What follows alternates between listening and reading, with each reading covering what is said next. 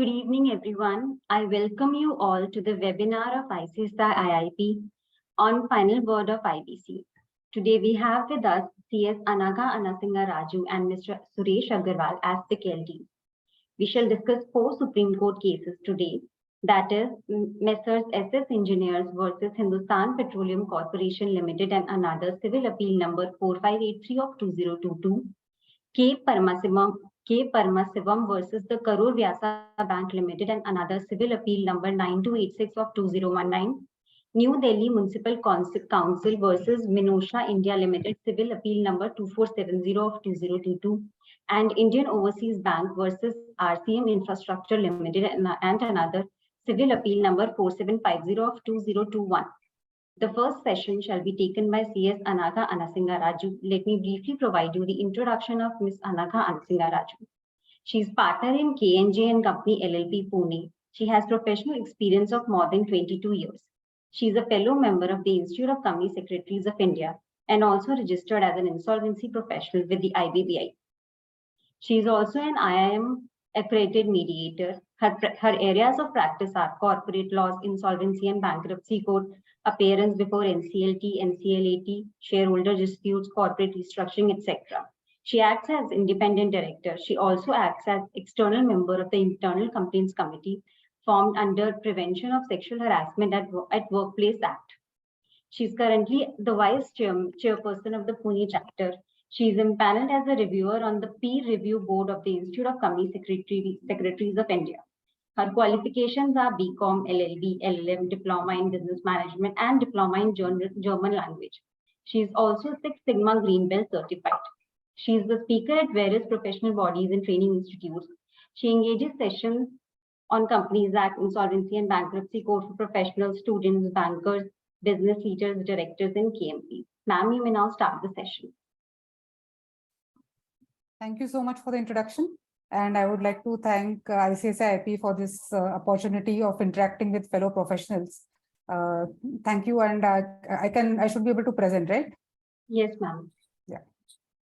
So good afternoon, everyone. And I'll be discussing the first 2 cases which are allotted to me, which is K. Parmasivam versus Karur Vyasa Bank and SS Engineers versus Hindustan Petroleum Corporation. So I have prepared a brief summary of both of these judgments of the Supreme Court. And we will just discuss what all happened, what all transpired in these 2 cases from the beginning, since the NCLT, when they were before the NCLT, and then what happened afterwards before the NCLAT and before the Supreme Court. So I have 1 hour. We may not need that much because these cases are not really very complicated. So the question of law also involved is pretty settled. So if anybody wants to add anything, give any other references or give their own experience in that, please feel free to even interrupt during the course of the session. So let's start with the first case, which is the title is K. Parmasivam versus the Karur Vyasa Bank Limited and another. So the ratio of this case is that the NCLT has jurisdiction to entertain Section 7 cases against corporate guarantors in cases where the principal borrower is not a corporate person. So the issue to be decided here was if the corporate person, as defined in the IBC, is not a company as defined, company or an LLP.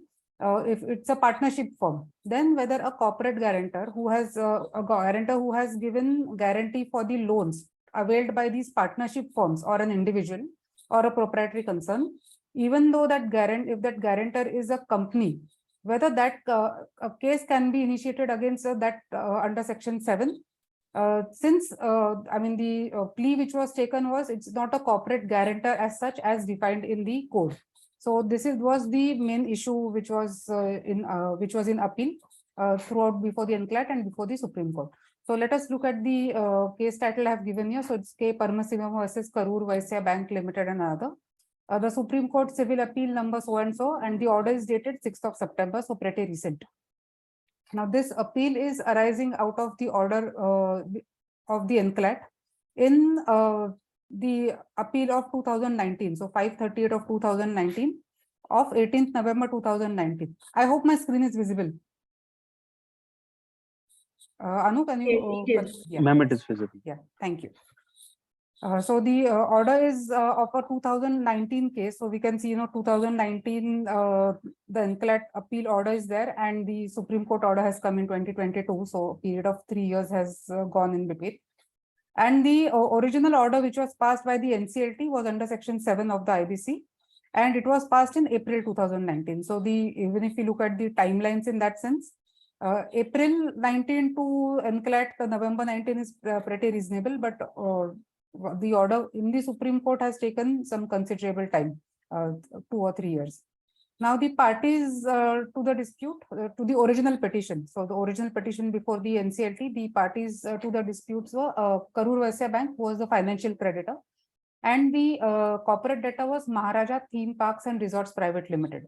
So which I will be referring to as Maharaja when we are going through the discussions. Now the facts of the case in brief. I was not able to actually find out which NCLT this was before, but the CP number is there. So based on that, maybe we can, anybody can refer to it. So the facts of the case are such. The financial creditor, that is the Karur Vysya Bank, had advanced certain credit facilities to these following entities. Now, one was Maharaja Refineries, which was a partnership firm. Then Sri Maharaja Industries, a proprietary concern of Mr. Paramasivam, who is the appellant in this case. And Sri Maharaja Enterprises, a proprietary concern of one Mr. Satyamurthy. So we don't know what is the relation of Satyamurthy with Paramasivam. But going by the facts, the financial creditor had advanced credit facilities to these 3 entities. Now Maharaja, that is this corporate debtor, that is Maharaja Theme Parks and Resorts Private Limited, that company was the guarantor for the loans availed by all of these 3 borrowers. Now if we note here, all these 3 borrowers, they are either proprietary concerns or they are partnership firms. None of them is a company or LLP or a corporate entity as defined under the code as a corporate person. So in this, the corporate debtor has given the guarantees to all these 3 entities, and these 3 entities have failed to repay the loan. So the guarantee against Maharaja was obviously invoked by Karur Vysya Bank during the course of the recovery proceedings. And in October 2018, the financial creditor filed a petition under Section 7 for initiating CRP against Maharaja as a guarantor to the said loan. So the Section 7 was the corporate debtor was a corporate guarantor against which guarantee had been invoked. Now, when the reply was being filed by Maharaja, the first objection which Maharaja had taken was that the jurisdiction of the NCLT was itself questioned. Its contention was that NCLT does not have a jurisdiction to entertain a petition under Section 7 on the contention that Maharaja is not a corporate debtor. So according to Maharaja, Maharaja was only a guarantor. It was not a corporate guarantor as defined under the code. And the reasons and their arguments have been given in the in the course of the arguments. So the main argument was that Maharaja itself does not owe any amount to the financial creditor. So Maharaja is only a guarantor, and those entities are not corporate entities. And Maharaja itself does not owe any amount to Karur Vysya Bank. So there is no question of Maharaja being a corporate debtor as defined under the code for the purpose of Section 7. Other arguments were that Maharaja also does not fall under the definition of corporate guarantor, which is given in Section 5A, since Maharaja has not guaranteed any loan given to a corporate person. Again, they are harping on the point that the loan, the guarantee which has been given is for a loan of an entity which is not a corporate person. These are either proprietary concerns or they are partnership firms. They are not a corporate person as defined in Section 3 subsection 7. Now 3 subsection 7 defines corporate person as a company as defined in the Companies Act, a limited liability partnership as defined in the LLP Act, or any other person which is incorporated with limited liability under any other law for the time being in force, but shall not include any financial service provider. So according to Maharaja, since the proprietary concern or the partnership firms to which the loan had originally been given did not fall under the definition of corporate person by virtue of it not being a LLP or a company or any other person with a limited liability. Then again, it refers to the definition of corporate guarantor, which is given in Section 5.5a. So 5.5a says corporate guarantor means a corporate person who is the surety in a contract of guarantee to a corporate debtor. So again, we see the corporate person. Yes, it is a corporate person per se. Maharaja itself is a corporate person, but who is a surety in the contract of guarantee to a corporate debtor. Now we see the definition of a corporate debtor. Corporate debtor under 3(8) means a corporate person who owes a debt to any other person. So a corporate person, again, if you look at go to 3 subsection 7, corporate person, as per their arguments, was that corporate person means again either a company or a LLP or any other incorporated entity. So by reading all these three together, by reading 3(7), 3(8), and 5(5)(a), reading them together, it is apparent that corporate guarantor is the surety in a contract of guarantee to a corporate debtor. But in this case, the borrowers are not corporate debtors because the borrowers are either proprietary concerns or partnership entities. So they are not corporate debtors. Hence, Maharaja cannot be deemed to be a corporate guarantor. So by way of a conjoint reading of all these things. In spite of all these arguments which were placed before the NCLT, NCLT admitted the petition under section 7 and CRP was initiated against this particular corporate debtor. Now being aggrieved with this admission, K. Paramasivam, who was a promoter, shareholder and suspended director of Maharaja, he filed an appeal before the NCLAT. Now NCLAT, by its order of 18th November 2019, dismissed the appeal, saying that there is no illegality or whatever in the order which has been passed by the NCLT and upheld the CRP against Maharaja. Now this order of NCLAT is being challenged by Mr. Paramasivam before the Supreme Court. This NCLAT order of November 2019. Now the arguments which have been put forth by the appellant. So we have seen in detail the arguments which he put forth, that Maharaja is not a corporate guarantor as per the definition and therefore CRP cannot be initiated against it. Again, the basis for this is all these things, the conjoint reading of 5(5)(a), 3(7) and 3(8), that since the principal borrowers are not corporate persons, the corporate guarantor cannot be termed to be a corporate guarantor as defined in the code. Now the arguments which are raised by the Karur Vysya Bank, that is the financial creditor. They have relied on the Supreme Court judgment which was given in Lakshmipat Surana versus Union Bank of India and another, which was a 2021 decided case again of the Supreme Court. So where similar issues had been discussed by were placed before the Supreme Court and Supreme Court had decided upon that. Now the Karur Vysya Bank has relied upon this judgment.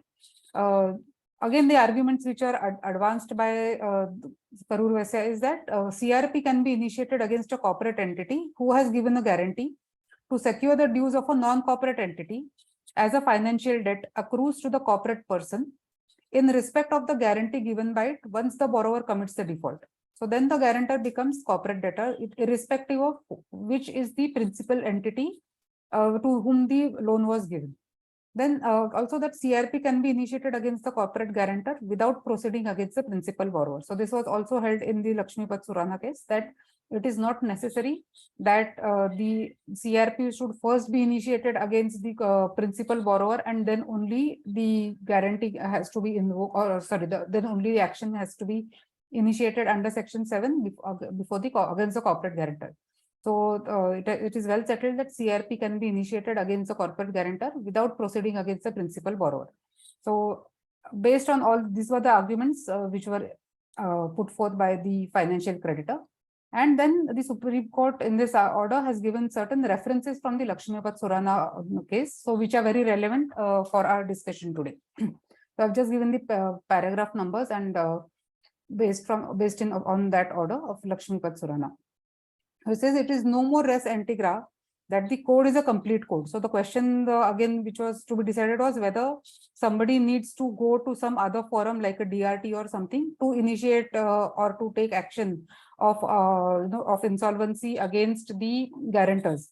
So there, in the course of that discussion, the Supreme Court says that the code is a complete code, provisioning for actions and proceedings relating to, amongst other, reorganization and insolvency resolution of corporate persons in a time-bound manner for maximization of value of assets of such persons, availability of credit and balance of interest of all the stakeholders, including alteration in the order of priority of payment and other things. So, and for matters connected therewith are unsettled thereto. So, according to the Supreme Court, this is a complete code in itself, and no other law needs to be referred to for taking all of these actions which are contemplated under the code.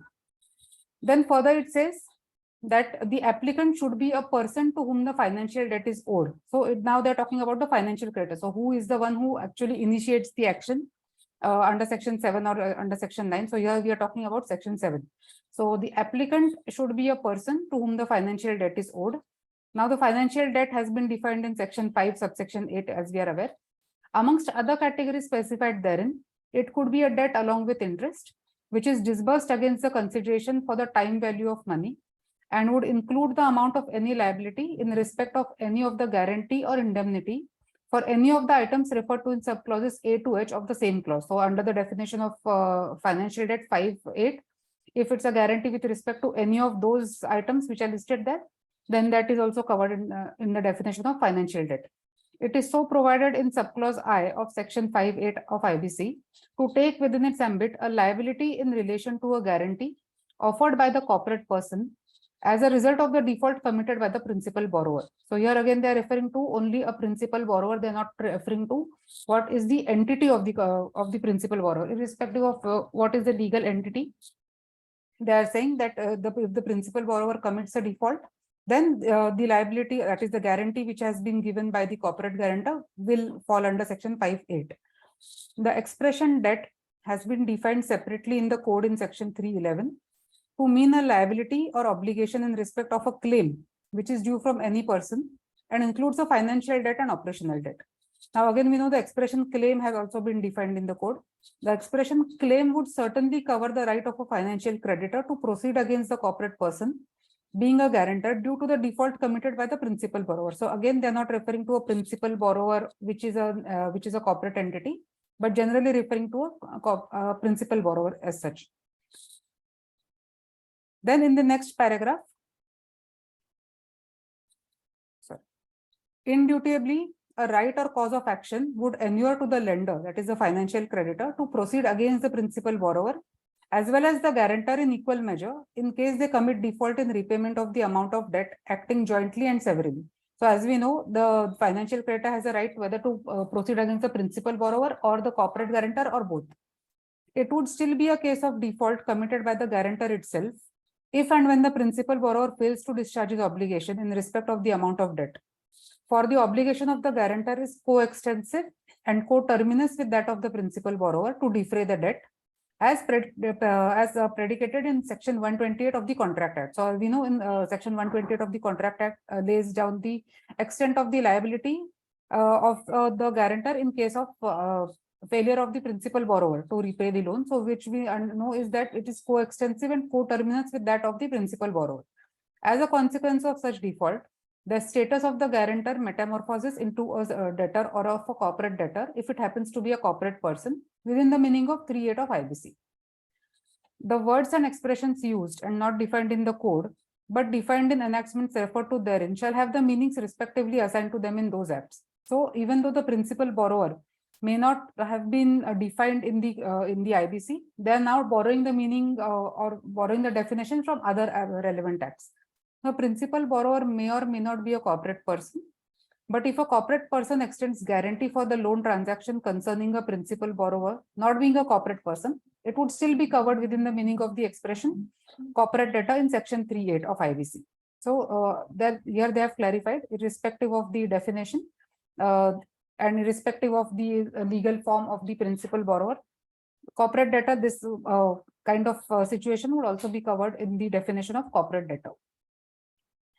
Thus understood, it is not possible to countenance the argument of the appellant that as the principal borrower is not a corporate person, the financial creditor could not have invoked remedy under section 7 of IBC against the corporate person who had merely offered guarantee for such loan account.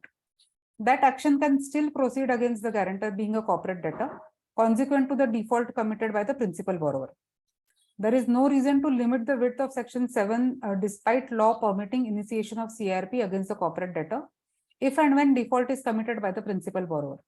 For the liability and obligation of the guarantor to pay outstanding dues would get triggered coextensively. So they are repeating this, and now they are discussing about 5.5a, the definition which we saw where a lot of reliance was placed on this particular definition to try and exclude the corporate, to try and exclude the principal borrowers who are not corporate entities. So paragraph 27, to get over this position, much reliance was placed on 5.5a of IBC, which defines the expression corporate guarantor to mean a corporate person who is a surety in a contract of guarantee to a corporate debtor. This definition has been inserted by way of an amendment which came into force on such and such date. This provision, as rightly urged by the respondents, is essentially in the context of a corporate debtor against whom CIRP is to be initiated in terms of the amended section 60 IBC, which amendment is introduced by the same Amendment Act of 2018. This change was to empower NCLT to deal with the insolvency resolution or liquidation processes of the CD and its corporate guarantor in the same tribunal pertaining to the same transaction, which has territorial jurisdiction over the place where the registered office of the CD is located. That does not mean that proceedings under Section 7 cannot be initiated against a corporate person in respect of a guarantee to the loan amount secured by a person not being a corporate person in case of default in payment of such a debt. So what they have stated in this particular paragraph is that reliance was placed by Karur Vaisya, that is the financial creditor, while defending this, saying that this Amendment Act which came in 2018 and which brought about this amendment of allowing the corporate guarantor also to be proceeded against, what they have urged and what the Supreme Court has held is that that amendment was merely to ensure or to allow the NCLT to deal with cases against the corporate guarantor and the corporate debtor, both where before the same tribunal, that is the same NCLT can deal with both of these cases, either or. Of course, they cannot proceed against the principal debtor and the corporate guarantor before the same thing, but they can proceed either or, and pertaining to the same transaction before the NCLT, which has the territorial jurisdiction over the place where the registered office of the CD is located. So in case the registered office of the corporate guarantor is located at some other place, then still the application under Section 7 can be filed before the NCLT where the registered office of the CD is located. So this was the gist of the amendment which was brought out in 2018. And the Supreme Court was saying that this does not mean that the proceedings under Section 7 of IBC cannot be initiated against a corporate person where the guarantee is given for securing the loan which is given to a non-corporate person. So that is not the interpretation according to the Supreme Court of that particular amendment. Now, paragraph 28, accepting the aforementioned argument of the appellant would result in diluting or constricting the expression corporate debtor occurring in Section 7, which means a corporate person which owes a debt to any person. The debt of a corporate person would mean a liability or obligation in respect of a claim, which is due from any person and includes a financial debt and operational debt. Now, the expression debt in 311 is wide enough to include the liability of a corporate person on account of guarantee given by it in relation to a loan account of any person, including not being a corporate person in the event of default committed by the latter. It would still be a financial debt of the corporate person arising from the guarantee given by it within the meaning of Section 5 subsection 8. So here what they're saying is, even though the they're discussing the question whether this would be again a part of the definition of debt. So they felt that yes, this would still be a part of the definition which falls under financial debt because the corporate principal borrower has taken that debt, and which is a financial debt. The debt which passed on to the guarantor, to the corporate guarantor, is also retains the same flavor of the financial debt. So the corporate guarantor is again entitled, the financial creditor is again entitled to proceed against the corporate guarantor for recovery of that, for initiating the CRP against that particular corporate person who is a corporate guarantor, even though the principal borrower may not be a corporate person. Notably, the expression corporate guarantee is not defined in the code, whereas the expression corporate guarantor is defined in 5.5a. If the legislature intended to exclude a corporate person offering guarantee in respect of a loan secured by a person not being a corporate person from the expression of corporate debtor, it would have so provided in the code, at least when Section 5.5a came to be inserted defining the expression corporate guarantor. So now here they are trying to go beyond what is exactly written and trying to show the logical side of the amendment, as in when that amendment was brought in, what could have been the logic or the thought behind bringing in that particular section. So they're saying that if they wanted to exclude, if the intent of the code or the intent of the legislators was to exclude such persons from the definition of corporate guarantors, they would have expressly provided that. So they would have again changed the definition, at least when this particular section was brought into effect. It was also open to the legislature to amend section 7 and replace the expression corporate debtor by a suitable expression. So they could have amended the definition of corporate guarantor, or they could have amended the definition of corporate debtor if they felt the need, or if the intent was that such an entity who is a guarantor, who is a corporate guarantor to somebody who is not the principal borrower, where it is not a corporate entity, they would have actually amended or brought about relevant amendments to the code and try to justify or try to bring out that meaning. So since they have not done that, that means that it was not the intent of the code to have to derive such a meaning or to derive such a conclusion.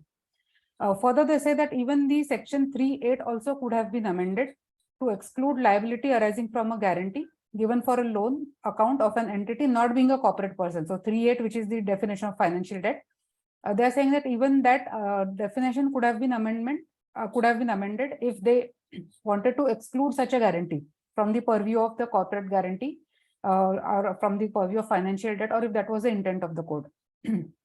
Similarly, it could have also amended the expression financial debt, the definition of claim, the definition of debt, and also the definition of default, which are given at different places in the code.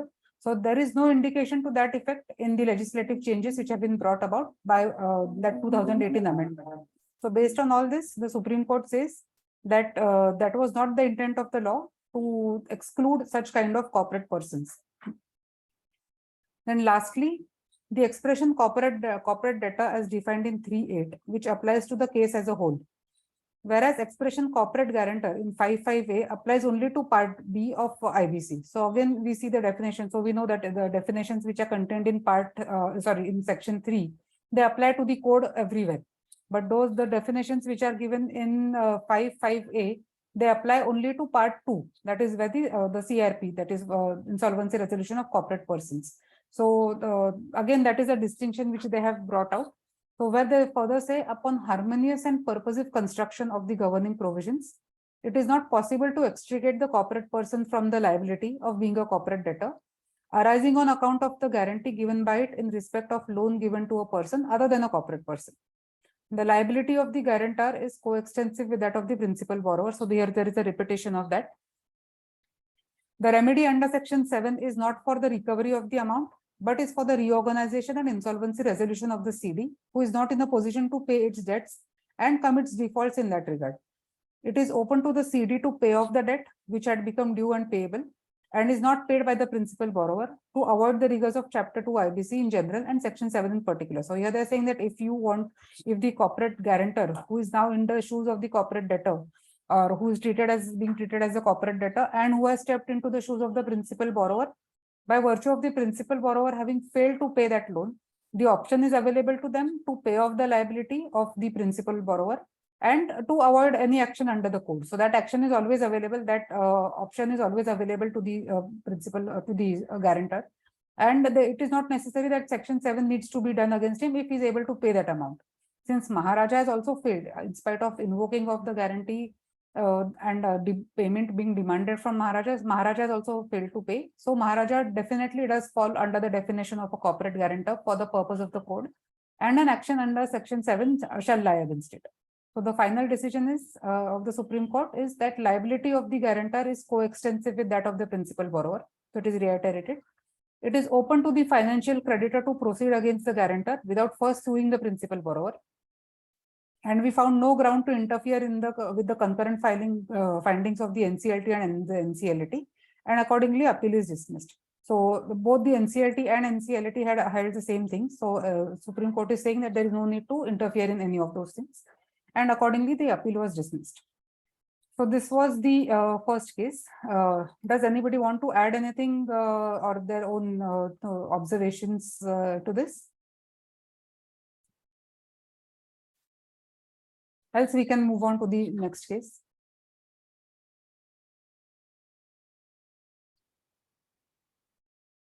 Okay, so let's go to the second case. The second case is very interesting. You know, it's like I just to state there is some overzealous kind of actions on the part of the NCLT, which are actually really surprising as to why the NCLT had to go to such lengths to prove that there is there is a debt. This is a Section 9 case, and the ratio in short is that the NCLT cannot go into the merits of the dispute between the parties and determine whether in fact any amount was due from the CD to the OC or vice versa. So it's a Section 9 case, and this was decided by the Kolkata bench of the NCLT. The case title is SS Engineers versus Hindustan Petroleum Corporation Limited and others, civil appeal of so and so, and which has come out in July 2022. It is arising out of the company appeal of NCLAT order of 10 January 2022, which again which arose out of the NCLT Kolkata bench order of 12 February 2020, which is passed under Section 9 of the IBC. Now, the main parties to the original petition of under Section 9 are SS Engineers, which is the operational creditor, and HPCL Biofuels Limited, which is the corporate debtor, which is the subsidiary of Hindustan Petroleum Corporation Limited. So Hindustan Petroleum as a shareholder went in the appeal against the original order. So HPCL Biofuels is the corporate debtor in this case, and SS Engineers is the operational creditor. Again, the facts of the case.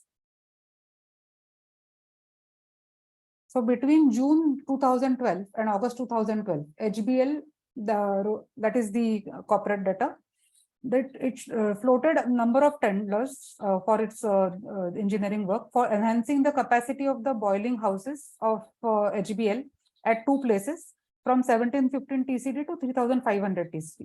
So they have floated various tenders, the corporate debtor, and the operational creditor submitted its offer against these tenders. They were selected as they were awarded those tenders. And in October 2012, 4 purchase orders were issued to the operational creditor in relation to the said tender. So the tender which was floated between June and August, it was awarded to the OC, and 4 purchase orders were issued to the OC. In November 2012, another PO was issued to HBL for some different work. So there was another tender maybe, and then another purchase order was issued to the OC, where some other works were to be conducted at that plant on a turnkey basis. So now between November 12 and March 13, the work was going on, and OC has raised several invoices in respect of these purchase orders, which were issued under 3 and 4. In December 2013, HBL informed the OC about the violation, like the OC was violating certain terms and conditions of the PO, and it was backing out from its commitment thereunder, due to which huge losses were caused to HBL. So there is an email, there are letters which are exchanged here between the two parties, and where HBL has informed that due to your repeated failure or your delays or actions which were being taken by the OC, which were not contemplated in the PO, or which were not as per the PO, losses were being caused to HBL. Again, HBL contended that because of the failure of the OC to honor its commitments in terms of the PO, it had to procure materials from other vendors. So since the OC was not able to supply the goods, they had to procure the materials from other vendors at higher costs. Then various letters, emails, debit notes were sent by HBL regarding improper invoicing. So in the meantime, the OC had been raising invoices also on HBL. And HBL in turn has written letters, has written emails taking out, or pointing out all these violations of the PO and everything which was being done by the OC, and had also sent out debit notes for those costs to the operational creditors about the quality of goods and the services which was rendered by OC, and also finally that no amount is now outstanding from the corporate debtor to the operational creditor because of the losses which were booked by the CD in its books on account of failure of the operational creditor to carry out its work. So all this, there are a lot of emails and everything, and the details are given in the order chronologically. Now, after this, HBL, in spite of all this, HBL, that is the corporate debtor, in fact, claimed that after all adjusting everything, in fact, an amount of 1.49 crores was due from the OC itself. So there's no question of the corporate debtor having to pay anything. The operational creditor itself was liable to pay 1.49 crores to the corporate debtor. Now, between so this all this happened in 2013-14. Between 2015 to 2018, HBL issued certain C forms which were required under law. So HBL had to issue certain C forms, but that was in the period 2015 to 18. In 2016, OC sent a legal notice to the corporate debtor for payment, and which also included that in case there is any dispute with regard to the payments, let us refer the dispute to arbitration, or let us refer the matters to arbitration. So in 2016, this legal notice was sent by the operational creditor to the corporate debtor. In August 2017, OC sent a demand notice under Section 8 claiming an amount of 18 crores along with interest. Now, taking into account this entire background, in spite of that, they sent this demand notice claiming 18 crores. Then another second demand notice was also sent around the same time with the same similar kind of contents. HBL replied to this demand notice saying that there is an existence of dispute and there is no question of the corporate debtor owing any amount to the operational creditor. In fact, the OC itself owed 1.49 crores, which was communicated to them way back in 2013-14 itself. Now, in spite of this response in February 2018, the operational creditor filed a Section 9 petition against HBL. Arguments, after advancing all the arguments about being showed the existence of a pre-existing dispute and all that, still the NCLT admitted the petition by also order of 12th February 2020. Now the discussion which has taken place in the NCLT order is very interesting. I mean, if we see, normally we know what is there in the Mobilux judgment and all that, but the discussion which is there in this Calcutta bench judgment. So NCLT has gone into a detailed calculation of the amounts due inter se and working as submitted by the OC to find out the genuineness of the claim of pre-existing dispute and amount of outstanding debt. So along with the petition, the working, like, you know, under Section 9 petition, we need to give a statement or a working of how the debt has been calculated, how the interest has been calculated, how the debt has arisen, and all those things.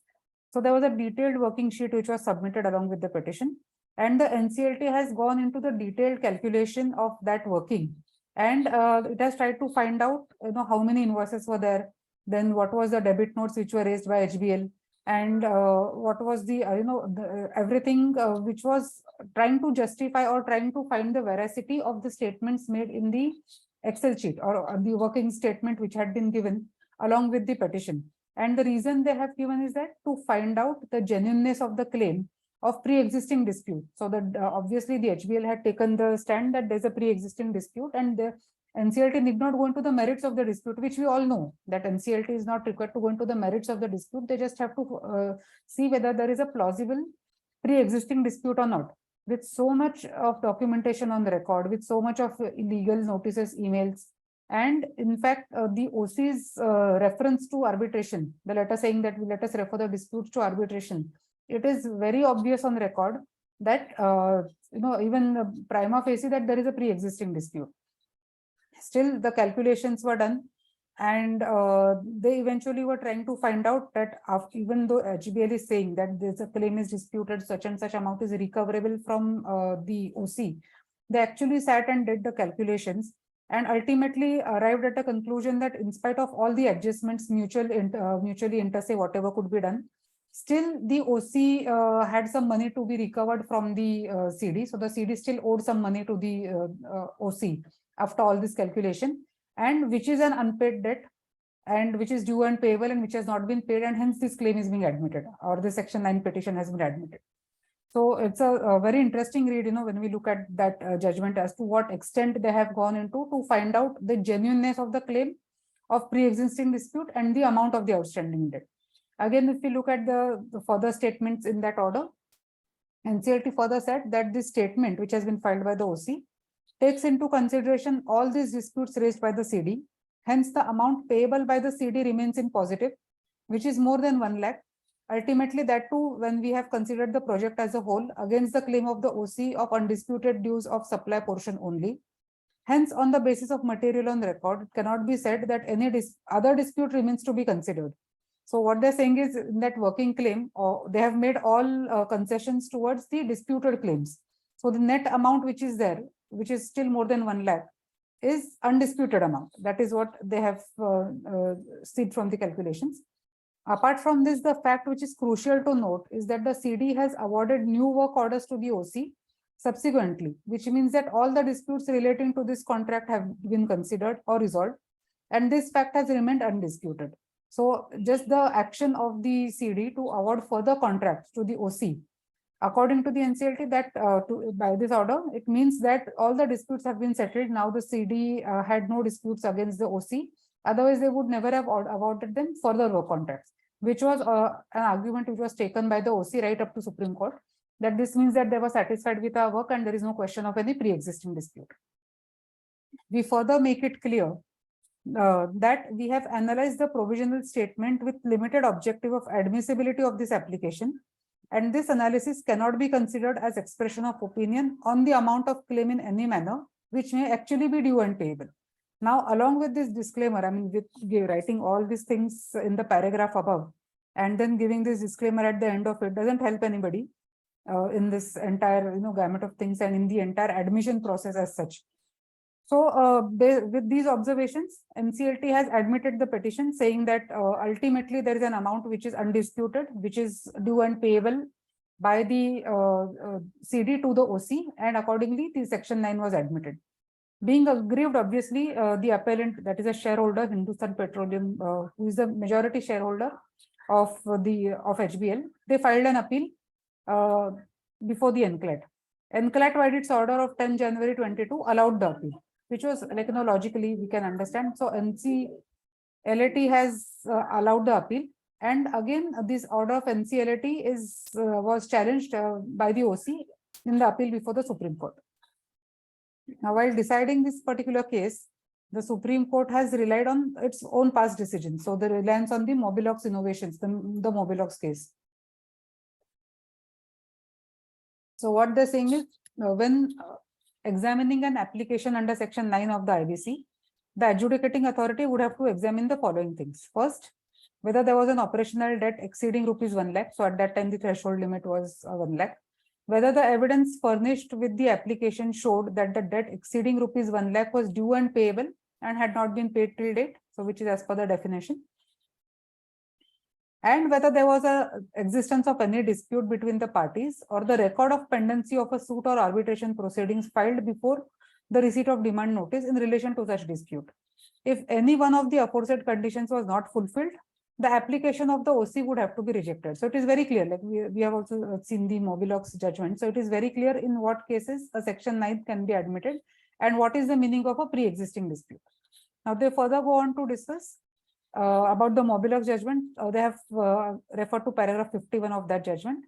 It is clear, therefore, that once the OC has filed an application which is otherwise complete, the adjudicating authority must reject the application under section so and so if notice of dispute has been received by the operational creditor or there is a record of dispute in the information utility. It is clear that such notice must bring to the notice of the OC the existence of a dispute or the fact that a suit or arbitration proceeding relating to the dispute is pending between the parties. Therefore, all that the adjudicating authority is to see at this stage is whether there is a plausible contention which requires further investigation, and that the dispute is not a patently feeble legal argument or an assertion of fact unsupported by evidence. It is important to separate the grain from the chaff and to reject a spurious defense, which is a mere bluster. However, in doing so, the court need not be satisfied that the defense is likely to succeed. The court does not at this stage have to examine the merits of the dispute except to the extent indicated above. So just that it is not an illusory dispute. So long as a dispute truly exists in fact and is not spurious, hypothetical or illusory, the adjudicating authority has to reject the application. So Mobilox is very clear about to what extent the NCLT can go into the merits of the dispute.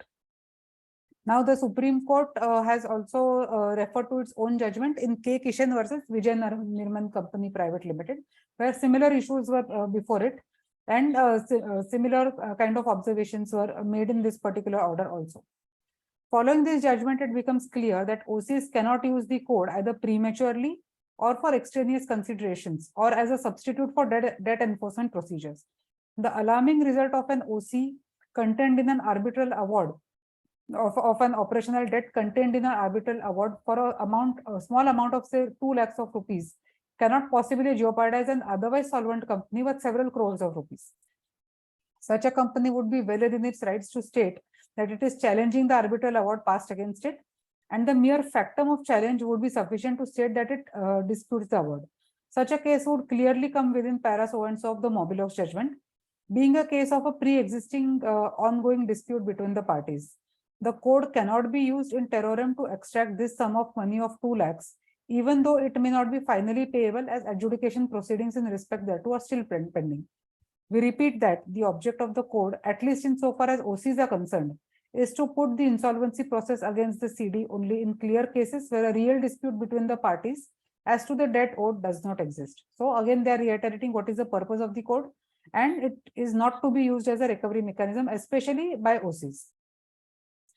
Now, after referring to these two judgments, the Supreme Court has made its own observations on the case. It says that the correspondence between the parties show that HBL had been disputing the claim of the OC on the contention that the OC had not been adhering to the time schedules and other things, which evinces the existence of a real dispute. So there's a lot of material on the record to show that these letters, emails, and everything had been exchanged between the parties, which show that there was an existence of dispute way before the IBC even came into force. Going by the test of existence of a dispute, it is clear that HBL had raised a plausible defense. It was not for the adjudicating authority to make a detailed examination of the respective contentions and adjudicate the merits of the dispute at this stage. So like we are also aware, the NCLT is not supposed to go into the merits of the dispute. They just have to see whether there is a plausible dispute. And yes, if there's a pre-existing dispute, then outright the application has to be rejected. The Supreme Court further says, now here it is referring to the NCLT comments in the judgment where it set aside the order of the NCLT. The facts of the present case are being examined in the light of law laid down by the Honorable Supreme Court, though the learned counsel for the OC has strenuously contended that the issuance of further work orders and the notice issued by the OC invoking arbitration does not amount to existence of a dispute. The nature of communication on record with rival contentions clarify the existence of a dispute between the parties prior to the issuance of the demand notice. It has been time and again held that it is enough that a dispute exists between the parties. The communication between the parties, as noted in para 10, read together with the arbitration invoked by the OC itself. We are of the considered view that there is an existence of dispute between the parties, which is a genuine dispute and not a spurious, patently feeble legal argument or an assertion of fact unsupported by evidence. So the NCLT has also made this comments or these observations in its order. And finally, the decision of the Supreme Court, which says that this court finds that there was a pre-existing dispute with regard to the alleged claim of the appellant against the HPCL or its subsidiary HBL. The NCLAT rightly allowed the appeal filed on behalf of HBL. It is not for this court to adjudicate the disputes between the parties and determine whether in fact any amount was due from the appellant to the HPCL or HBL or vice versa. The question is whether the application of the OC under section 9 should have been admitted by the adjudicating authority. The answer to the aforesaid question has to be in the negative. The NCLT clearly fell in error in admitting the application. The NCLT exercising powers under section 9 or 7 or 9 is not a debt collection forum. The IBC tackles and or deals with insolvency and bankruptcy. It is not the object of the IBC that CIRP should be initiated to penalize solvent companies for non-payment of disputed debts by an operational creditor. There are noticeable differences in the IBC between the procedure of initiation of a CIRP by a FC and initiation of CIRP by an OC. On a reading of section 8 and 9, it is patently clear that an operational creditor can only trigger the CIRP process when there is an undisputed debt and a default in payment thereof. If the claim of an OC is undisputed and the debt remains unpaid, CIRP must commence, for IBC does not countenance dishonesty or deliberate failure to pay the dues of an operational creditor. However, if the debt is disputed, the application of the OC for initiation of CIRP must be dismissed. Finally, we find no ground to interfere with the judgment and order of the NCLT impugned in this appeal, and accordingly, the appeal of the operational creditor was dismissed on the grounds that there was a pre-existing dispute and there was no case made out for a CRP initiation. So this was the discussion in the second case about the pre-existing dispute, and in the first case about whether the corporate whether CRP can be initiated against the corporate guarantor who is a guarantor to an entity which is not a corporate person as defined in the code. So if anybody has any observations or any comments, I think we have a few more minutes unless the next faculty is already here.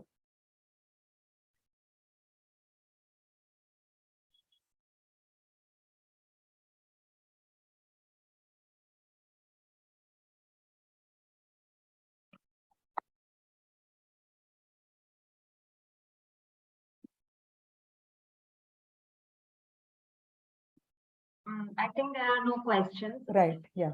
Thank you so much, ma'am, for taking both the cases, helping us understand both the cases in detail. It was very informative. Thank you, ma'am. Thank you. Thank you for the opportunity, and thanks everyone. Thank you. Bye.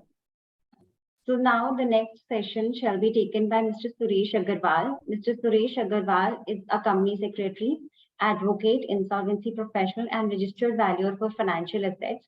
He carries with him a rich experience of more than 40 years. He started with a job in State Bank of India for 3 years and 33 years in National Engineering Industries Limited, Jaipur, NBC Bearings. Since last more than 4 years, he is practicing as a consultant and advocate in corporate matters in NCLT and High Court of Rajasthan. Presently, he is working as a resolution professional of Messrs. Sri Gangor Foods Jaipur LLP. Since 2022, he is also functioning as authorized representative of home buyers of one of the residential projects of Messrs. Coral Infra Gold Private Limited since 2020 November. As a registered valuer, he has conducted valuation of various companies and LLPs under the Companies Act 2013 as well as IBC 2016 through different approaches depending upon the purpose of valuation and nature of business of the corporate body. So you may now take the session. Yeah, thank you, Anu. Thank you, sir. Yeah, am I audible? Yes, sir. So I share my screen. Okay.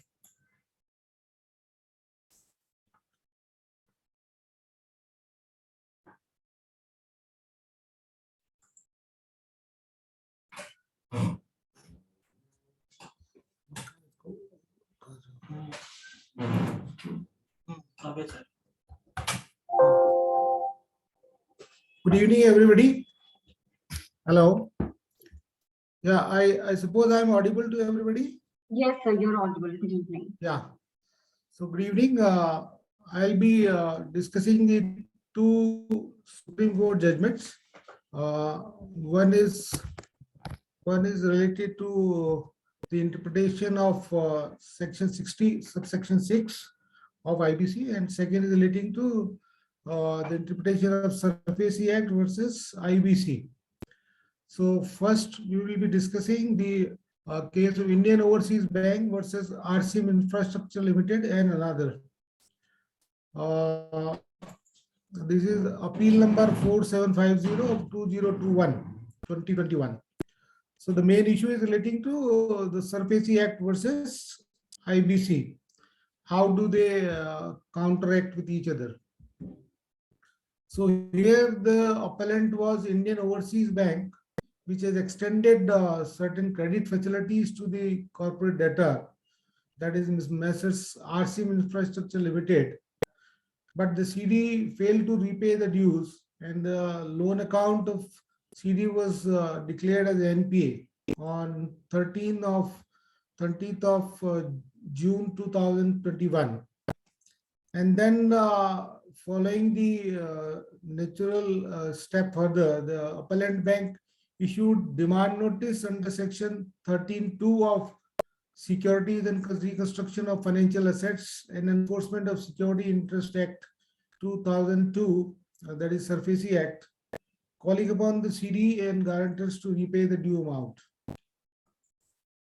But the corporate debtor did not comply with the notice, and the appellant bank has no alternative but to take symbolic possession of all the secured assets which were mortgaged exclusively with it under section 13, subsection 4 of SARFAESI Act.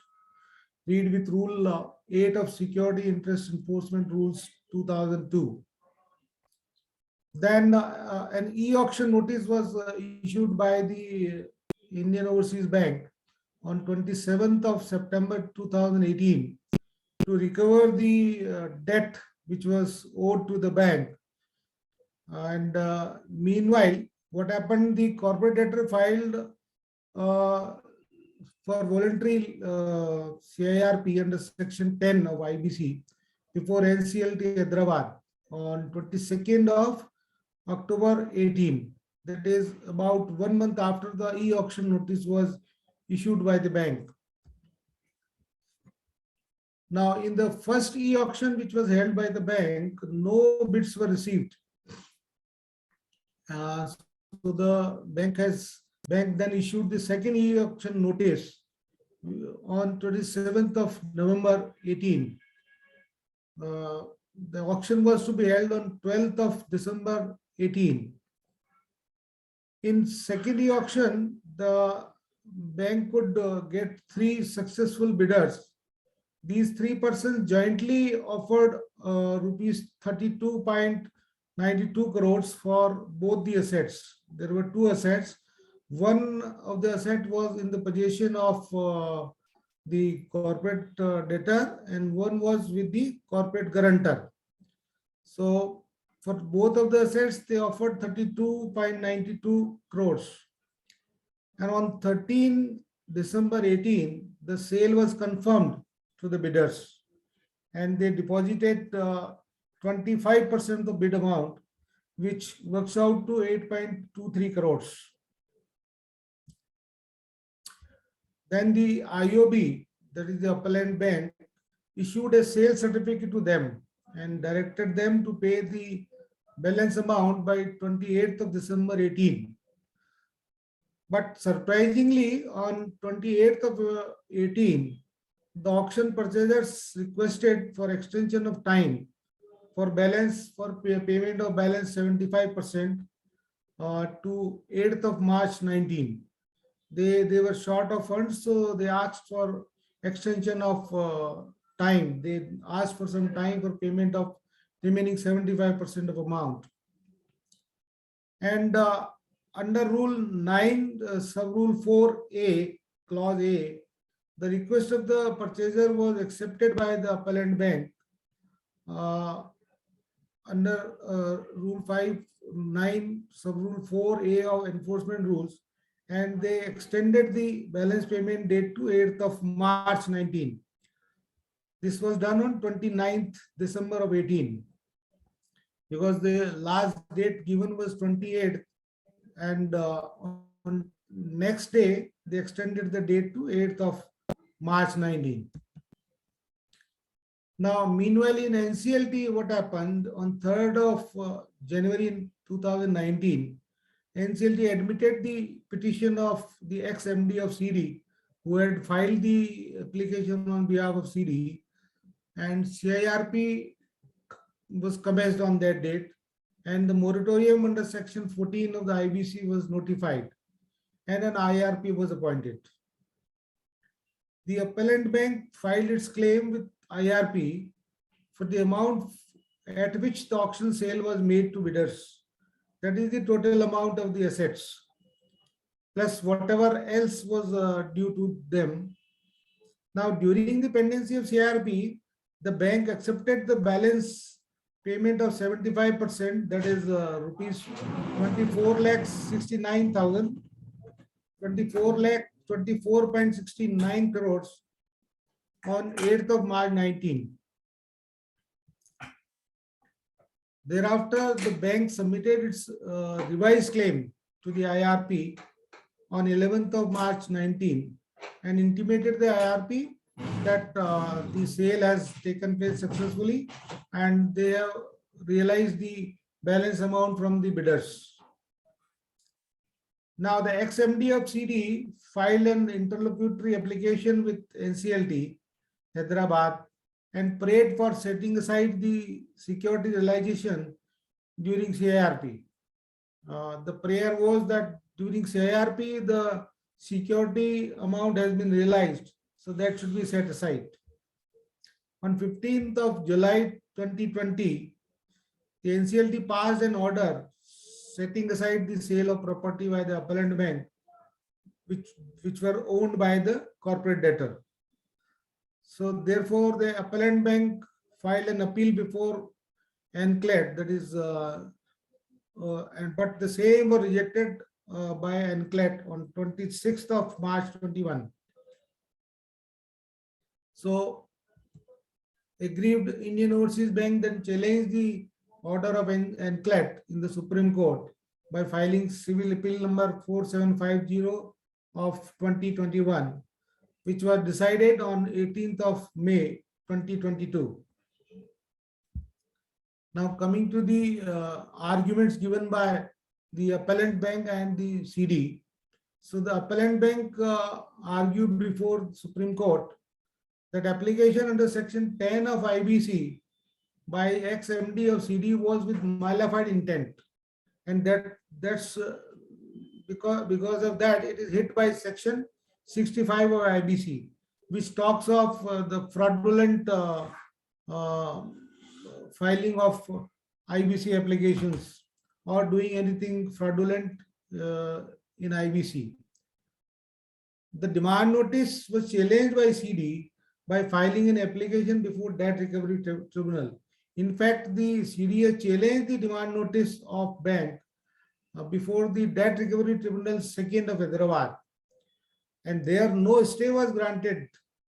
However, the DRT has passed an order on 29th of October 18, through which they have confirmed the sale of the sale stay was granted on sale subject to deposit of 12 crores by the CD. If the CD deposits 12 crore rupees, then only the stay on the sale could be confirmed. So now the CD, rather than paying the amount with the malified intent, they filed an application before IBC under section 10 with the sole purpose of stalling the sale. That is the argument of appellant bank. And it further argued that the order of NCLT admitting the application of CD under section 10 was passed on 3rd of January 19, that is prior to confirmation of sale, before the sale was confirmed on 8th of March 8th of March 19. So before that, this section 10 application was admitted. The bank said that malified intent of the IRP was very clear, as the ex-MD of CD could not submit a viable plan. Therefore, NCLT ordered its liquidation on 7th of February 2022. And the delay was caused by IRP, who was seen helping the ex-promoters. So this was an allegation from the bank that the IRP was hand in glove with the ex-promoters. Since the moratorium ceased to exist after liquidation is pronounced by NCLT under section 52, there was no bar on bank to realize the security interest. The sale was complete after the bank had received 25% of the bid amount, and the same was confirmed. Means the bank argued that once we received the 25% bid amount, the sale was confirmed. And merely because the part of the consideration was received subsequently, it could not affect the sale. And the appellant bank relied on the judgments of the following 3 judgments. One is Vidyadhar versus Monicaro and another. Second is B. Arvind Kumar versus Government of India and others. And third is Kalia Perumal versus Rajgopal and another.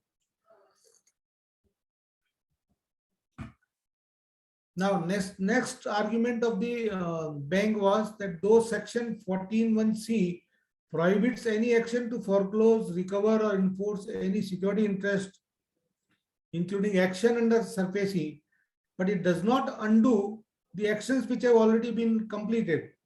That is, it wanted to say that since the sale has already been completed, on the day when they accepted the 25% amount, 25% of the amount is advance, on that day itself the sale was completed, and the moratorium was declared much later, that is on 13th of January 19. And they also argued that since they have given a sale certificate, the sale was complete. And the promoters of CD have indulged into forum shopping with the malicious intent, therefore they don't deserve any kind of relief. Here, what we could see that the promoters have gone to, first they have gone to DRT to challenge the earlier decision of the court. And then when the DRT did not grant the clear stay, when they asked them to deposit 12 crore rupees for confirming the stay, so instead of making the payment, they went on to NCLT. So that is how the appellant bank said that they are indulging into forum shopping. So forum shopping is always considered as malicious. So that's why they don't deserve any kind of relief. The CD's right for mortgage property is the right of redemption under section 60 of TP Act 1882.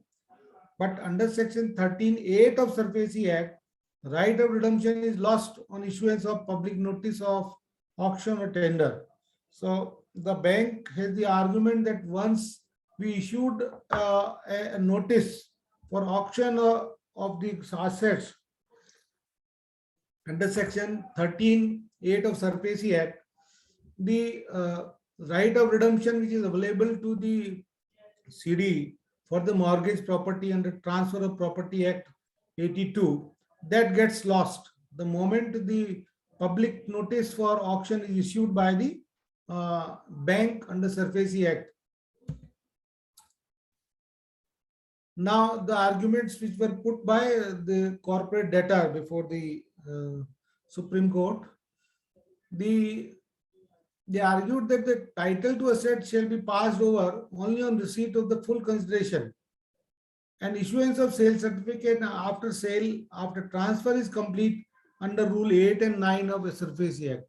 So this was a very important argument forwarded by corporate debtor, that the sale can be complete only when the process prescribed under Rule 8 and 9 of SARFAESI Act is completed, is fulfilled. And secondly, the full consideration of the asset was not received. So that sale cannot be considered to be complete. For forwarding this argument, they relied on the following judgment, that is Hindon Ford Private Limited and another versus State of UP through DM Ghaziabad and another. They further argued that section 13(8) of SARFAESI Act provides for right of redemption of security assets of the CD, and that remains intact whether the e-auction notice or tender notice issued or not. So they say that for this they relied on the judgment of S. Karthik and others versus Subhash Chandra Jain and others. Now, the CD further argued that initiation of insolvency proceedings under section 10 of IBC cannot be termed as mala fide, as NCLT was duly informed about auction process by IOB.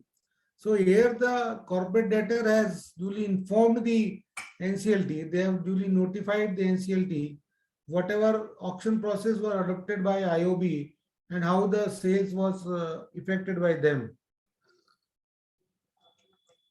Since the appellant bank has argued that it is with the malicious intent and it is hit by section 65, the filing of insolvency petition under section 10 by the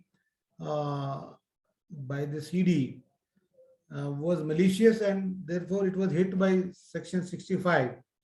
So to counter that, the corporate debtor said that there are remedial measures provided in this section 65 of IBC, but the bank had not taken any recourse to these proceedings.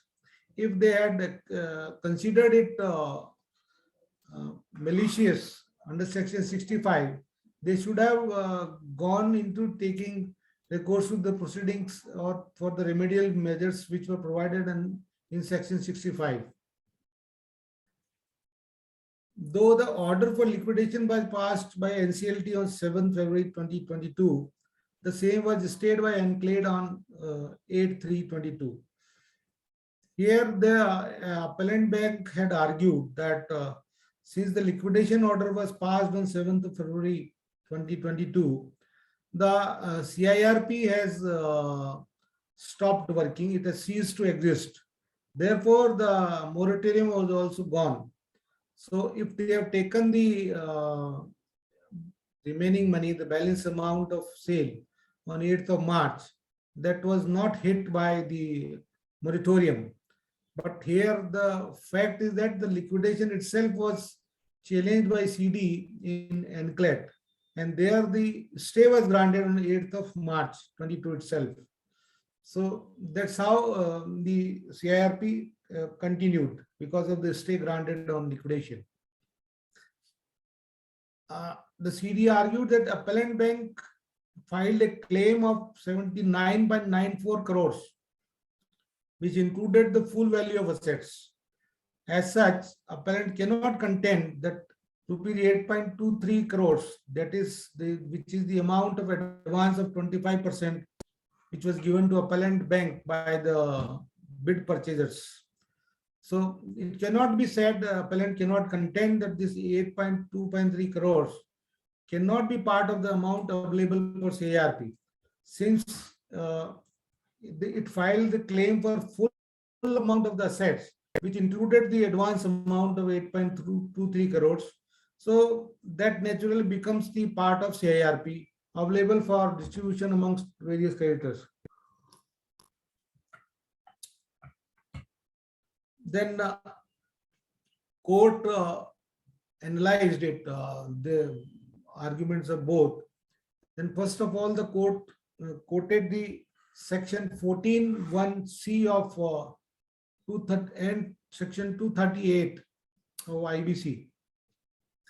So the court said that section 14(1)(c) reads as follows: any action to foreclose, recover, or enforce any security interest created by a corporate debtor in respect of its property, including any action under the SARFAESI Act 2002.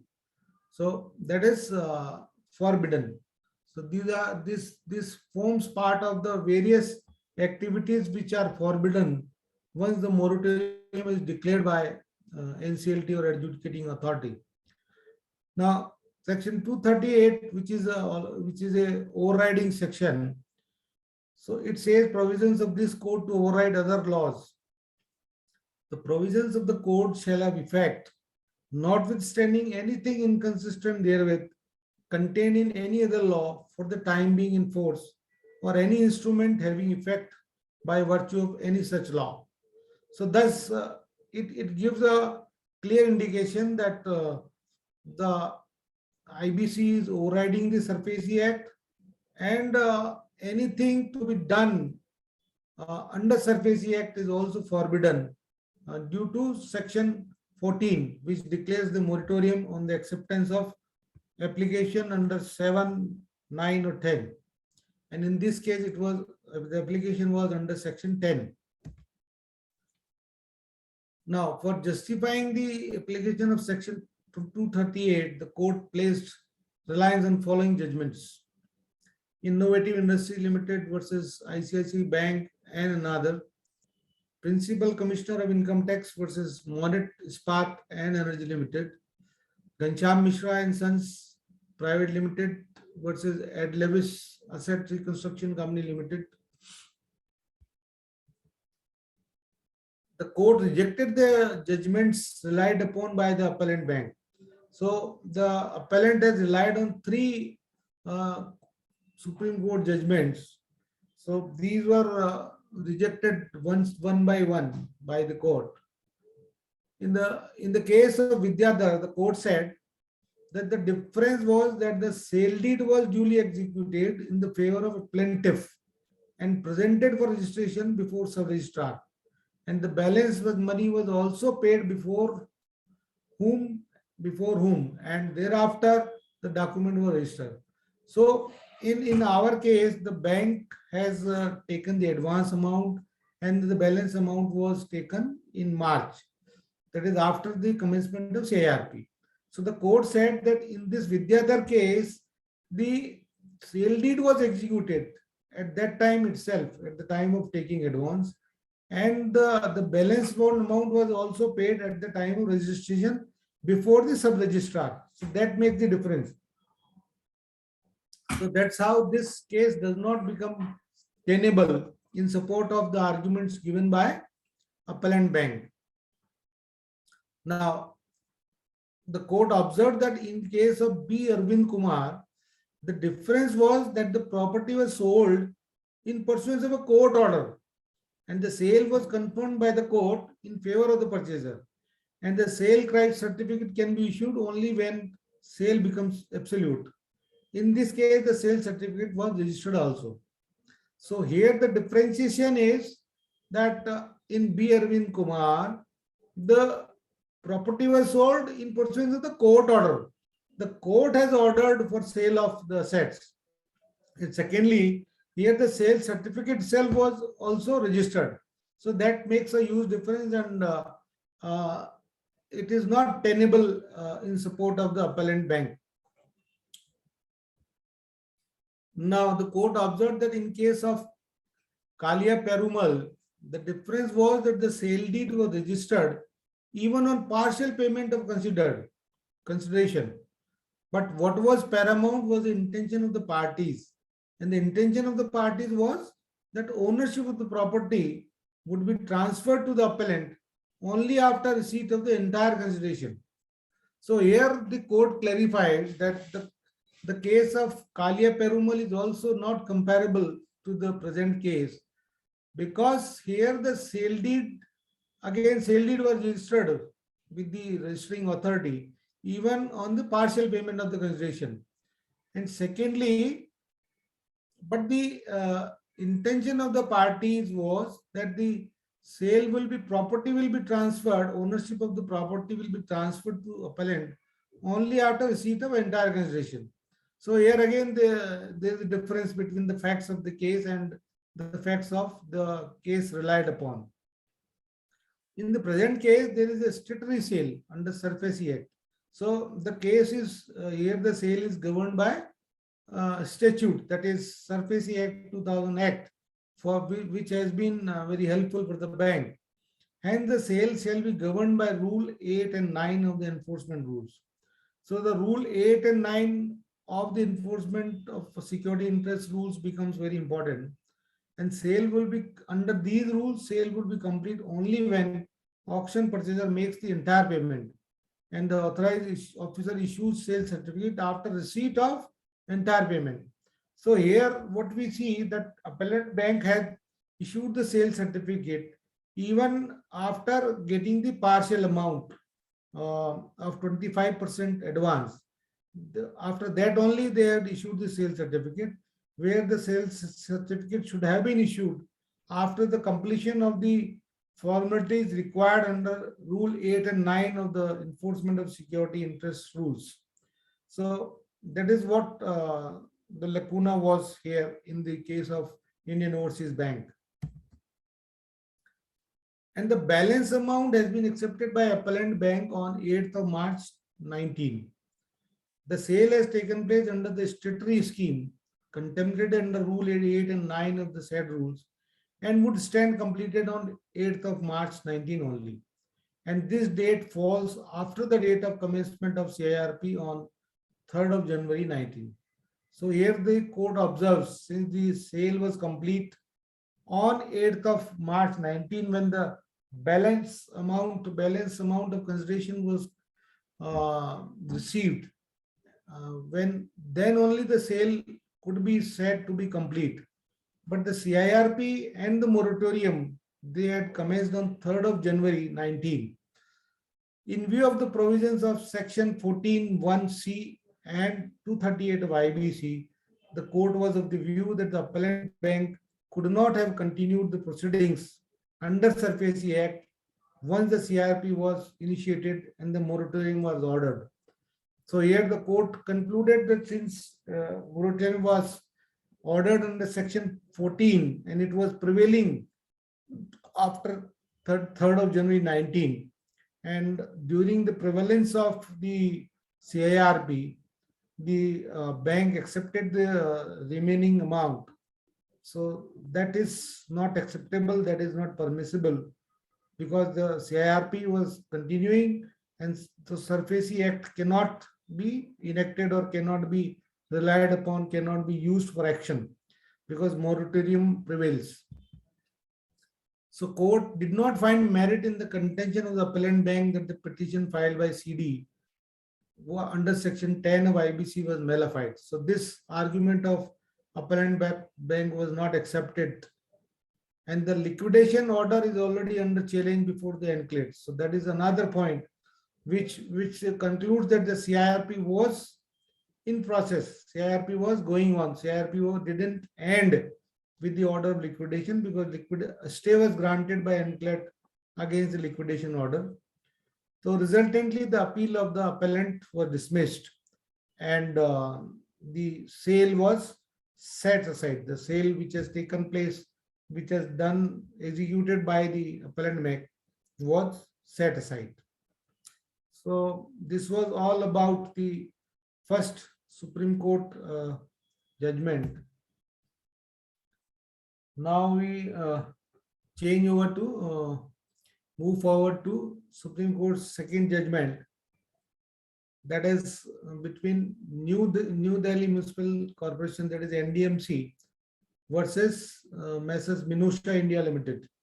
This was a civil appeal number 3470 of 2022, arising out of SLP civil number of 8302 of 2021. Here the main issue involved was interpretation of section 60 subsection 6 of IBC. So we examine what all transpired here. Now let us see what are the issues involved in this case. First issue is whether provision of section 66 of 60 subsection 6 of IBC gives a new lease of life to a proceeding, at the instance of corporate debtor on the basis of moratorium declared under section 14 of IBC. So it means that if under section 14 the moratorium is declared and the corporate debtor takes shelter under section 60 subsection 6, which extends the period of limitation till the moratorium ends, and then after the moratorium ends, can you file a new proceeding in the court? And second issue involved is whether corporate debtor can take advantage of section 60 subsection 6 to file an application under section 11 subsection 6 of Arbitration and Conciliation Act 1996. The section 11 subsection 6 of Arbitration Act, that talks of appointment of arbitrator when the parties fail to appoint the arbitrator based on their agreement. Whatever agreement they have made, if in pursuance of agreement, they fail to appoint an arbitrator. So can the corporate debtor take advantage of section 60 subsection 6 and file an application under 11 subsection 6 of arbitration? So these two issues are involved. Now let us examine the text of these sections. The section 60 subsection 6 of IBC reads as follows: notwithstanding anything contained in the Limitation Act 1963 or in any other law for the time being in force, in computing the period of limitation specified for any suit or application by or against. So these are important words. Any suit or application by or against a corporate debtor for which an order of moratorium has been made under this part, the period during which such moratorium is in place shall be excluded. So this section clearly says that if the moratorium has been declared, then that period of moratorium will serve as an extension of the limitation period, which is available under Limitation Act 1963. To the extent the period of moratorium runs, the Limitation Act will not apply, and whatever application or suit is to be filed by the CD, by CD or against CD, that can be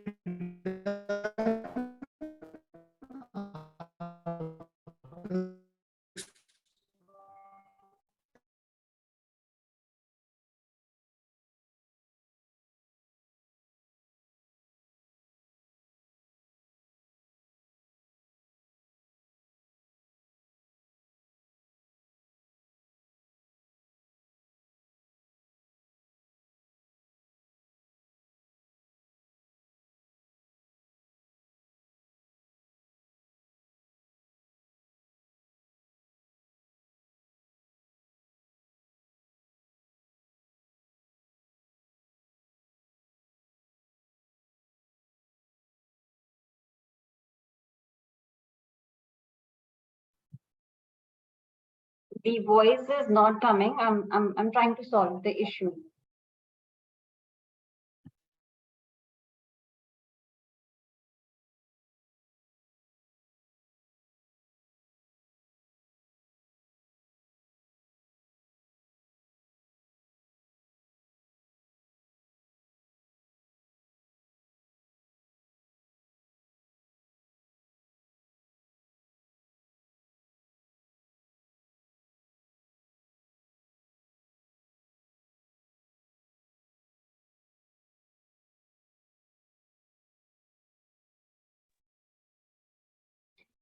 There was some internet connection error on the side of faculty. He is reconnecting.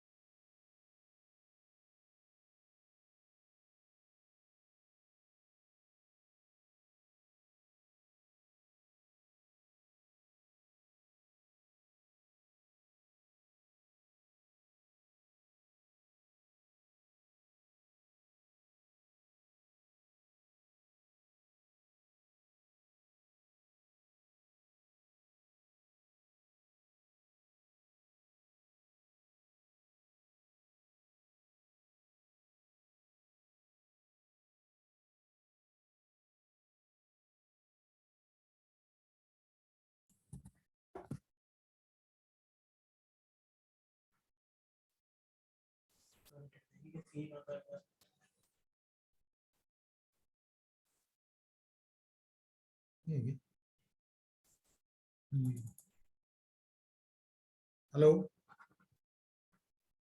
Yes, sir, you're audible.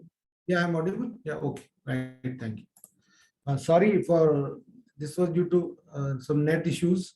So I was on section 11, subsection 6 of the Arbitration and Conciliation Act.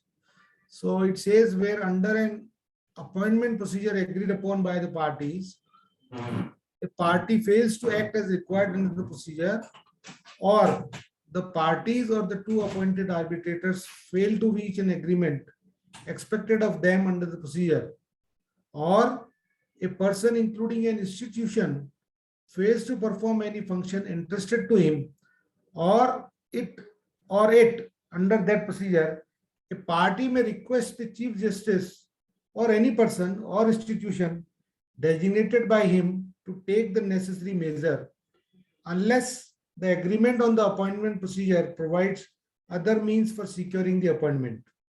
So the sum and substance of this section is that if the parties to their contract, they fail to appoint the arbitrators or arbitrator or an institution as arbitrator as per the procedure given in agreement, then they can definitely reach out to the court, the High Court, and seek the judgment, the appointment of the arbitrator, unless there is some other procedure is provided in the agreement for securing the appointment of arbitrator. So if under section 11 subsection 6, if the appointment of arbitrator is not done due to any reason, due to disagreement amongst the parties, then only the court comes into picture, and you can file an application before the High Court for appointment of an arbitrator.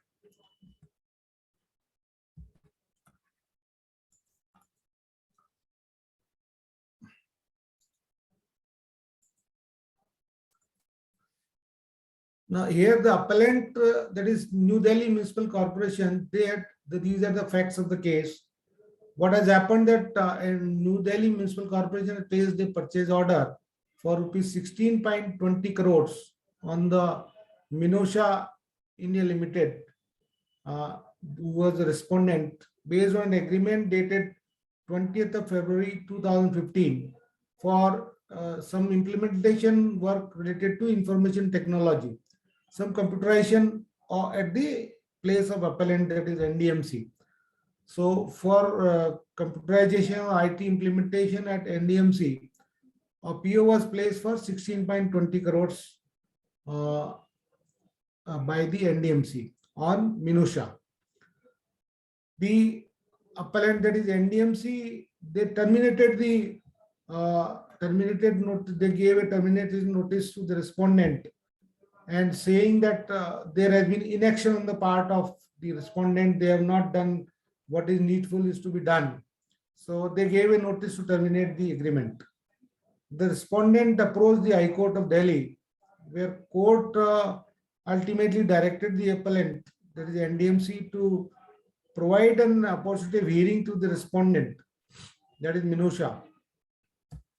Subsequently, the appellant the NDMC rejected the representation of respondent through a letter dated 17th of May 2016.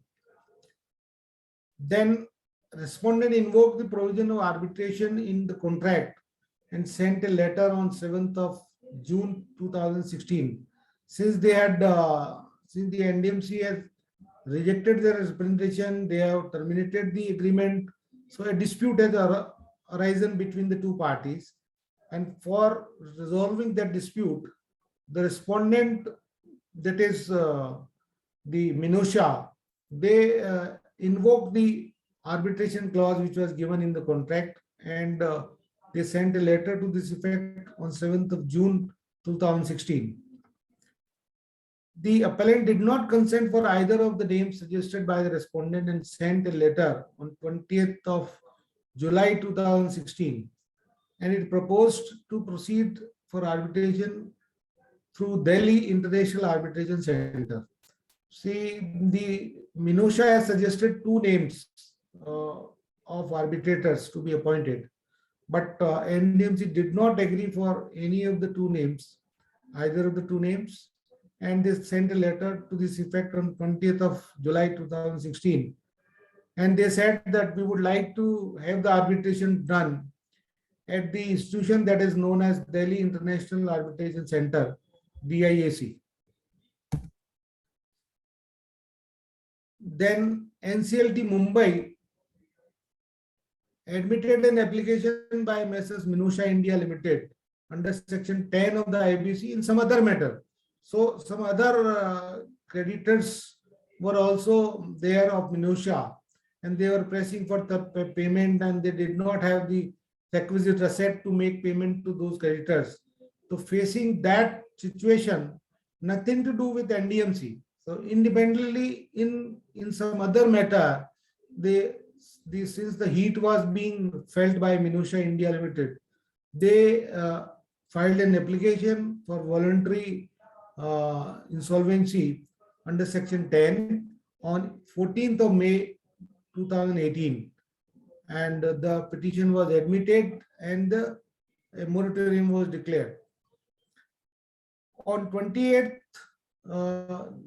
November 19, that is after 6 months, around 6 months, no, around 1.5 years. So that's a long period. That shows how much time it takes to even proceed under NCLT. The resolution plan was approved by the NCLT on 28th of November 19. And on 25th of November 20, respondent filed an application before High Court of Delhi under Section 11, subsection 6 of 1996 Act, that is Arbitration Act. So there, when after the resolution plan was approved, after that the respondent filed an application for appointment of arbitrator on the agreement related to IT implementation. Now, while its order dated 14th of December 2020, High Court allowed the application of the respondent and appointed retired Chief Justice of High Court to be an arbitrator. So the application of the Minusha was accepted and a retired Chief Justice of High Court was appointed as arbitrator. Now we see what were the arguments given by both the parties. The appellant contended, that is NDMC, application of the respondent under Section 11, subsection 6 was beyond the limitation period under Section 3 of the Limitation Act 1963, and respondent cannot place reliance on Section 60, subsection 6 of the IBC. So it was the argument of NDMC that the limitation, it is this application under 11.6 has been filed after the limitation period was over.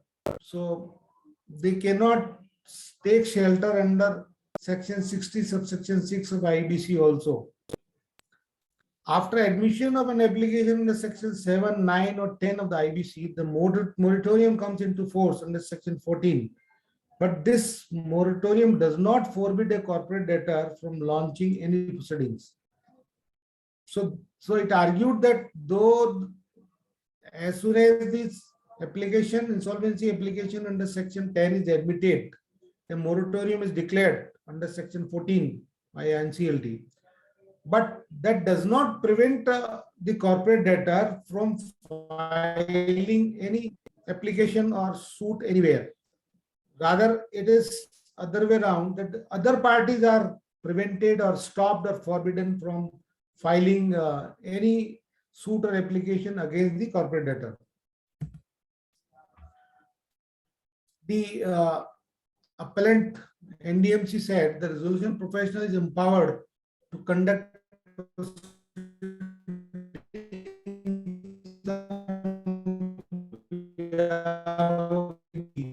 Section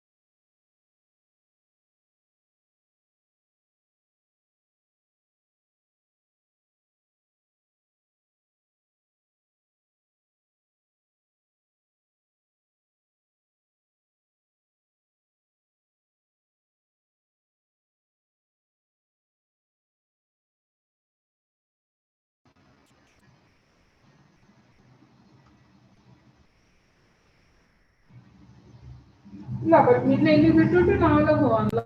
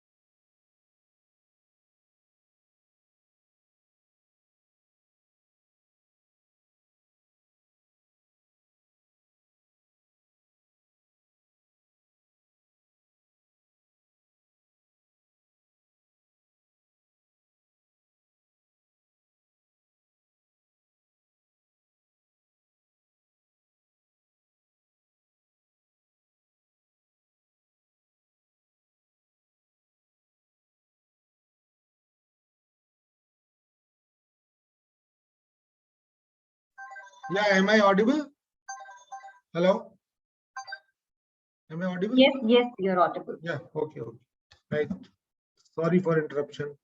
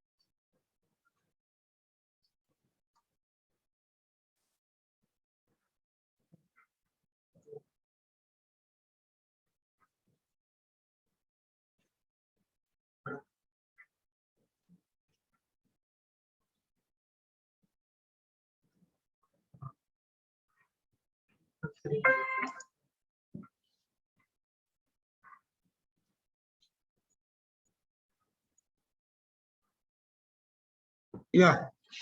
Is the screen visible? Yes, Hello? yes, Yeah. yes, it is. Yeah. So the submission, whatever submissions were made by the parties, so the application of the respondent under section 11(6) of the Act of 96 is admittably time barred, except for the exclusion of the time provided under 60 subsection 6. The court is requested to employ the principles of interpretation uh, which advance the object of the law. So that was talking. They argued of a higher level that it should not be literal interpretation. Rather, the interpretation should be which advance the object of the law. And mere adherence to literal meaning of the law should be avoided because it will be harsh on the appellant. And they said that when there was no barrier on the corporate debtor during the period of limitation to file application under section 11(6), and the said period has already expired on 20th of July 19, based on the appellant's reply dated 20th of July 16, section 60 subsection 6 cannot be invoked by CD.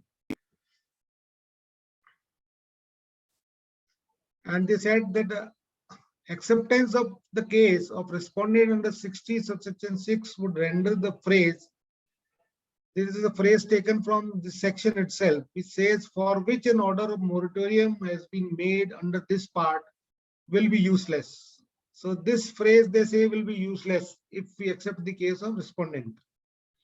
The said phrase has been employed to confine the benefit of the exclusion to only those suits which would be covered by or come under a cloud as a result of moratorium. One example can be an interpleader suit.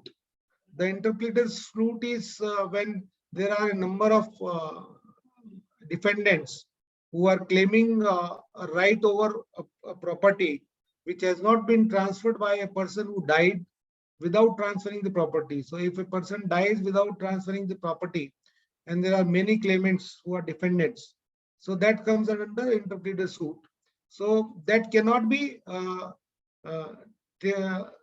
resorted to during the moratorium. That's what the NDMC said. But the present application in the section 11(6) is clearly not such a proceedings. And the very object of law of limitation is that the long dormant claims must not be allowed to be brought in the court. They said that the matter relates to the year 2015, and since the respondent have not brought the application within the limitation period, the appellant is disabled from establishing the case as many documents were not available and witnesses may not be available as the appellant's employees have retired. So he showed his difficulty because of the limitation period. And acceptance of the respondent's case would amount to giving a free run to those who sleep over their rights and bring a delayed claim much beyond the period of limitation. The respondent has also admitted that he discovered late on going through the files that an application had to be filed. So they said that respondent himself has admitted that he has delayed the filing of application because he could find the file very late. Now, by reason of the fact that management is taken over, NDMC said that the corporate body does not vanish. It is subordinated by another management. And the moratorium certainly has nothing to do with delayed launching, as it did not bar the launching of proceedings under section 11(6). Now, the respondent Minusha India argued, actually the respondent had agreed for the arbitration, but it wanted the arbitration to be carried out through DIAC. So this is what they have said. And following the order of High Court, proceedings were commenced before the arbitrator, and proceedings were held on 19th February 21, 25th March 21, 6th of July 21, and also on a date in May 2021. They said that the conduct of the appellant, who is a public authority, since NDMC is a public authority, a municipal corporation, it does not reflect their honesty as is expected from the state, that is the government, because it did not bring to notice of the court about the commencement of arbitration proceedings when court issued notice in the matter. So since this fact was hidden by the appellant, so respondent objected to the same. The impugned order of High Court is a consent order. The consent order is an order where both the parties to a case agree upon something and put before the court, and based on their agreement, based on their compromise, the court orders something. So that is called the consent order. So the respondent Minusha said that since the order of High Court, which was a consent order, therefore, irrespective of the decision of the court on question of law relating to the ambit of section 60, subsection 6, the appeal in the Supreme Court cannot be maintained. Regarding scope of section 60-66, it is submitted that section 14 brings in a calm period. So here the respondent brings in a very important term, that is a calm period in CIRP, during which a revival of the corporate body is attempted and a full stop is applied to the other proceedings as contemplated under section 14. So what he means to say that there is a calm period, neither the CD puts in any application or suit, nor anybody else is allowed to put in any application or suit against the CD. And the attempt to revive that entity is undertaken. So that is why a calm period is there. Whether the court puts a literal or contextual interpretation, that is advanced interpretation, certainly the period of moratorium shall remain excluded as far as application by the CD is concerned. Then the CD said, respondent said that respondent does not dispute that moratorium does not prevent the proceeding under section 11 subsection 6 of the 1996 Act being launched by the CD, and it could have been launched by the judging professional, but this cannot deprive him from the benefit of exclusion provided under section 66. It agreed that though they were at liberty to launch it, but there is a clear-cut exclusion of the moratorium period in section 60 subsection 6. Therefore, they cannot be deprived of this benefit of exclusion. So they also said that even originally the section 60 subsection 6 provided for the exclusion of the time for proceedings by the CD, while exclusion of time against the CD was a later addition. The court analyzed their arguments and said that the principle of interpretation of statutes have been invoked differently in different contexts and are to be applied on the basis of facts of the case, nature of the law, and a number of other principles. If the words of the statute are not ambiguous, they are very clear. The court is not supposed to rewrite the law. The principle that the literal meaning must be accepted is undoubtedly subjected to the condition that it will not be applicable if such interpretation will lead to absurdity or grave injustice. That is to say that normally the literal meaning should be interpreted, should be taken as the interpretation, but if it leads to absurdity or grave injustice, only in that case the literal meaning has to be not taken. Only then the literal meaning can be avoided. In the case of Harbhajan Singh versus Press Council of India of 2008, the Supreme Court had endorsed the golden rule of interpretation that the understanding of the words of statutes should be made based on their natural and ordinary sense with reference to the grammatical meaning. And under IBC, when an order admitting an application under section 7, 9 or 10 is passed imposing moratorium, proceedings as contemplated in section 14 are prohibited. So there is a list of proceedings given under section 14. They are all prohibited. Under section 17 of IBC, the management of the affairs of the CD is taken over by the IRP. The powers of BOD, that is Board of Directors or Partners, are suspended, and the resolution professional, with the help of committee of creditors, takes all the decisions, including approval of the resolution plan. When the resolution plan is finally approved by the NCLT, the moratorium comes to an end under section 31, subsection 3. But during this entire period, when the moratorium commences and moratorium ends, during this entire period, what is intended is to bring a corporate back to life, if possible, and a period of calm prevails. The court accepted the argument of respondent of calm period. It said that since the efforts to bring back to life the entity is taken, so a period of calm definitely prevails. During this period, the management of CD is displaced and there is a turbulent churning. The corporate debtor may, of course, launch a proceedings through RP, but it is also to be accepted that an RP is unable to discharge his duties and conduct proceedings in all matters as he should. So here a practical aspect is put in by the court and says that RP has to discharge so many responsibilities and duties.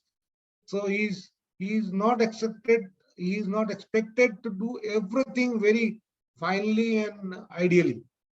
So this can be the rationale for the lawgiver, the lawmakers, that is the parliament, for excluding the period of limitation in regard to suits or applications at the instance of CD under section 60, subsection 6. The court said there is not even slightest doubt about the meaning of section 60, subsection 6, through which the period of moratorium is excluded, even in case of suit or application by the corporate debtor. And the court further said that the words, these words were used by the appellant in their argument. The word for which an order of moratorium has been made under this part is intended to be the point of reference for the exclusion of the time for the purpose of computing the period of limitation. Apart from being point of reference, which is essential for applying section 60, subsection 6, it also specifies the period of time which will be excluded in computing the period of limitation. By virtue of the scheme of section 60, subsection 6 of IBC, the court said that the resolution applicant in favor of whom the resolution plan has been approved, that is the resolution applicant, will stand benefited because it enables him to take suitable measures to ventilate its legitimate grievances by excluding the period during which a moratorium was enforced for the purpose of computation of limitation period. And the court, having already understood the purport and the context in which section 60, subsection 6 has been put in place, it cannot possibly sit in judgment over the wisdom of the lawgiver, that is the parliament. And the court cannot overlook the employment of the words any suit or application and by a corporate debtor in section 60, subsection 6. Interpreting the statute in the manner suggested by the appellant would result in denying the benefit of extending the period of limitation to the corporate debtor. This is not warranted by the clear words used in the statute. Therefore, court is of the view that the section 60 subsection 6 of IBC does contemplate exclusion of the entire period of moratorium for CD for the purpose of launching any suit or application. So the court said emphatically that section 60 subsection 6, it definitely excludes the entire period of moratorium for the purpose of filing any suit or application by corporate debtor. So that is all from my side. Thank you very much. If there are any questions, I am ready to take that.